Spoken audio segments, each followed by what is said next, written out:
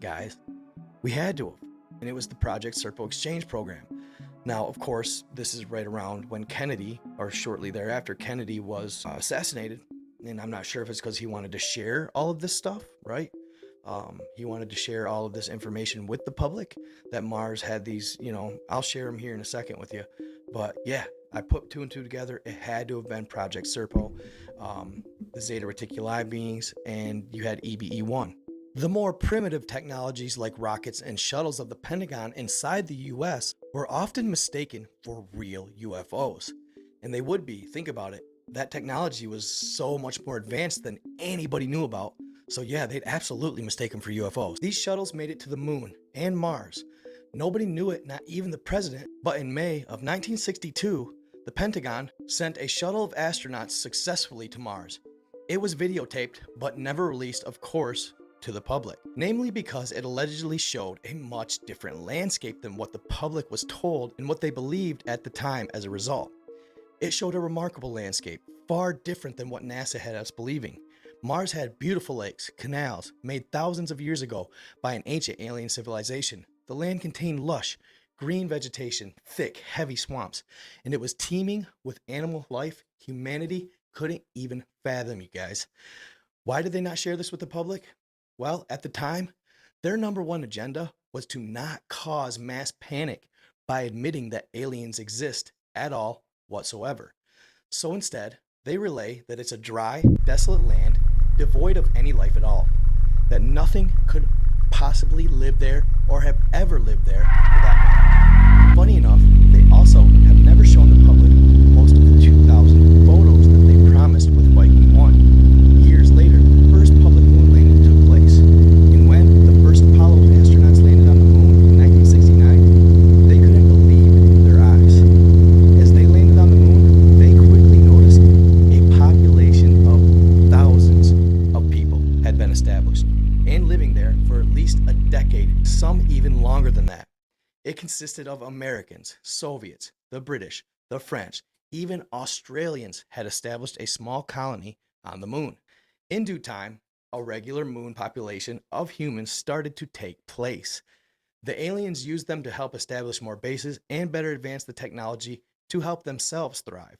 Like humans on Earth, they also were told different truths or tales, leading them to believe something different than the reality of how they got there and why they aren't on this Earth. They have no idea we even exist on the scale that we do down here. Ever seen the show, The 100? Yeah. Ironically enough, there's footage of an American spacecraft landing on Mars before Apollo even landed on the moon, y'all. What's even crazier, thanks to one of the scientists from NASA smuggling top secret information and releasing it to the public through British TV, we would have never known, but unfortunately, they censored it and it never made it to America. British authorities tried to call it a hoax to cover up the leak, but many believe that it was no hoax. The only astronaut who ever died outside of duty said it was the truth on the video, and he was silenced. It also said that a book exposing the Alternative 3 appeared in 1976 with very few copies released to the public before the government shut it down, and it was quickly forced out of print. You couldn't even order it, and the publishers would not issue a new release date in spite of a huge demand from the public at the time. Very strange to turn down that massive of profits. Now, a few encounters. France, August 3rd, 1962 at 8 a.m. Elena Nash reported, "Why has no one spoken of the mysterious message heard on the moon?" 11:15 a.m. Extraordinary fading occurred in contact with Houston. Wooden, who was in charge of telecommunications at the time, had his attention drawn by a breathing sound and a long whistle.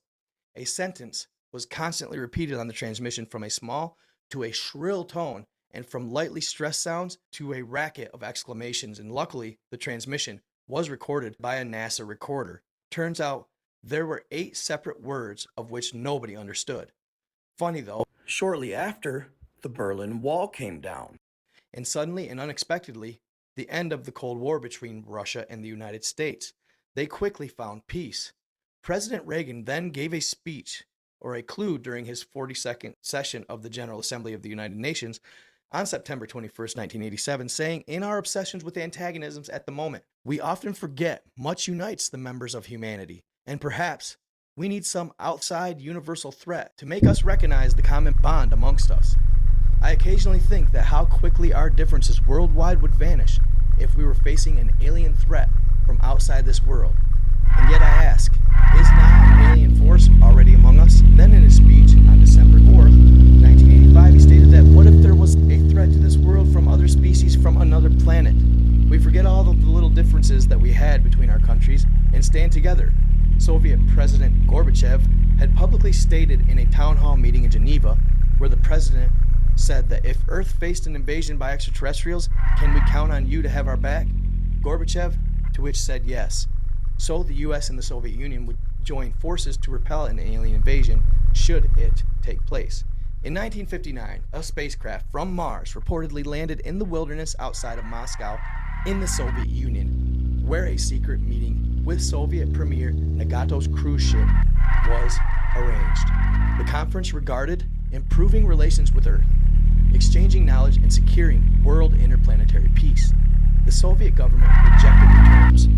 The report originated from Sergeant Willard O'Neill, formerly of the U.S. Army Intelligence, who investigated UFOs in Hawaii while in the military during the 50s. April 24, 1964, an oval-shaped metallic flying object landed in a farm field in New York State, and two beings emerged from the estimated 20-foot-long craft. Farmer Gary Wilcox then drove his tractor towards the object.